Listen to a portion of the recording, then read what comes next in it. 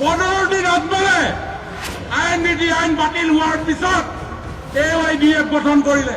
উদ্দেশ্য কি? যিসকলৰ আগ্ৰাসনৰ কাৰণে অসমত খিলঞ্জীয়া জাতি জনগোষ্ঠী ৰীতি নীতি কৃষ্টি সংস্কৃতি বিপদাপন্ন হৈছিলে। 860জন মানুহৰ শ্বহীদ হ'ব লগা হৈছিল। হাজাৰ অসমীয়া খিলঞ্জীয়া যুৱক যুৱতী হত্যাৰ মুখামুখি হ'ব লগা হৈছিল, ধৰ্ষিত হ'ব লগা হৈছিল, পংগুত্বৰ জীৱন আকোৱালি ল'ব লগা হৈছিল। তেওঁলোকৰ ৰক্ষণাবেক্ষণ দিবৰ কাৰণে বদৰুদ্দিন ৰাজমলে AYDF জন্ম গ্ৰহণ কৰে। জাতিৰ শত্ৰু 500 টকাত বিক্ৰী নহ'ব। এই পবিত্ৰ মঞ্চৰ পৰা কৈছো, মুকলিকে ধৰে কৈছো। সেই মানুহবিলাকৰ উদ্দেশ্য কি জনা দৰকাৰ আছে, বিভিন্ন জাতি জনগোষ্ঠীৰে গঢ় লৈ উঠিছে ভাৰতবৰ্ষ।